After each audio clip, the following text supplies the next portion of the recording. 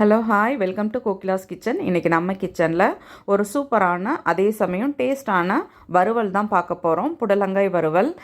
இது வந்து ரொம்ப சிம்பிளான ரெசிபி தான், ஆனால் டேஸ்ட்டு சூப்பராக இருக்கும். நீங்கள் பிகினர்ஸாக இருந்தால் கட்டாயமாக வந்து இது உங்களுக்கு வந்து ரொம்பவே யூஸ்ஃபுல்லாக இருக்கும்.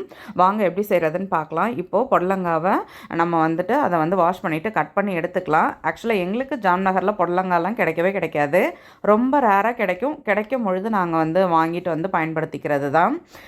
இதை எப்படி செய்கிறதுன்னு பார்க்கலாம். செய்கிறதுக்கு முன்னாடி ஒரு சின்ன ஸ்டோரி ஒன்று. நான் எப்போ இந்த காய் செய்ய போனாலுமே எனக்கு வந்து அந்த பொண்ணு அப்படியே ஞாபகம் வந்துடுவான். என்கிட்ட வந்து குட்டி பசங்க எல்லாம் டியூஷன் படித்தாங்க.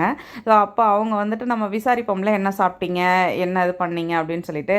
அப்போ அவளுக்கு வந்து இந்த காயோட பேர் என்னன்னு சொல்ல தெரியல. ஆண்டி சீசியாக ஒரு காய் இருக்கும்ல ஆண்டி, அந்த காய் தான் ஆண்டி சாப்பிட்டேன் அப்படின்னு சொல்லுவாள். எனக்கு அதுக்கப்புறம் தான் புடலங்காவா அப்படின்னு கேட்ட பிறகு ஆமாம் ஆண்டி அந்த காய் தான் அப்படின்னு சொல்லலாம். எனக்கு இத்தனை வருஷம் ஆயிடுச்சு, நான் எப்போ புடலங்காய் செய்ய போனாலும் எனக்கு அந்த பொண்ணோட ஞாபகம் வரும். சரி, ஓகே, வாங்க நம்ம எப்படி செய்கிறதுன்னு பார்க்கலாம். இப்போ வந்துட்டு நம்ம வந்து புடலங்காவை வந்து நல்லா கட் பண்ணி எடுத்துகிட்டு கொஞ்சமாக எண்ணெய் போட்டு கடுகு போட்டு நல்லா பொரிஞ்சதும் கட் பண்ணி வச்சுருக்க காய் அதில் சேர்த்துட்டு தேவையான அளவு உப்பு சேர்த்துக்கலாம். உப்பு சேர்த்துட்டு தண்ணி சேர்க்க வேண்டாம். மேக்ஸிமம் இலசாக இருந்ததுன்னா தண்ணி சேர்க்க வேண்டாம். கொஞ்சம் வந்து அது முத்தலாக இருந்தால் மட்டும் கொஞ்சமாக தண்ணி சேர்த்துட்டு மூடி போட்டு வச்சிட வேண்டியதான். இப்போ ஒரு மசாலா தான் அரைக்க போகிறோம்.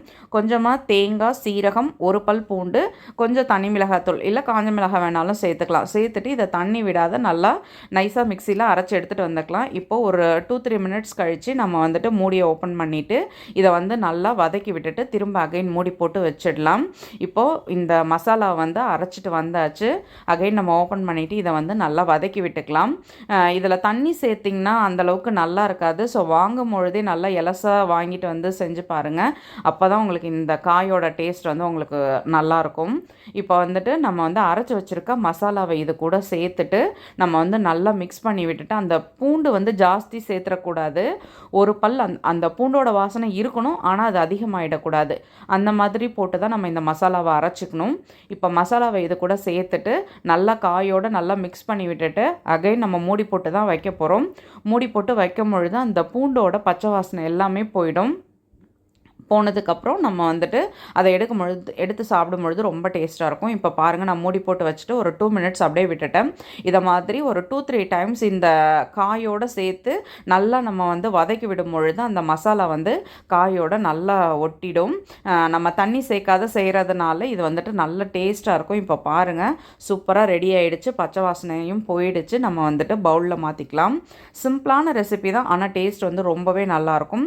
சுட சுட சூப்பராக நம்மளோட புடலங்காய் வறுவல் ரெடி ஆகிடுச்சு. நீங்களும் வீட்டில் ட்ரை பண்ணி பாருங்கள். கண்டிப்பாக உங்களுக்கு பிடிக்கும். வீடியோ பிடிச்சா லைக் பண்ணுங்கள்.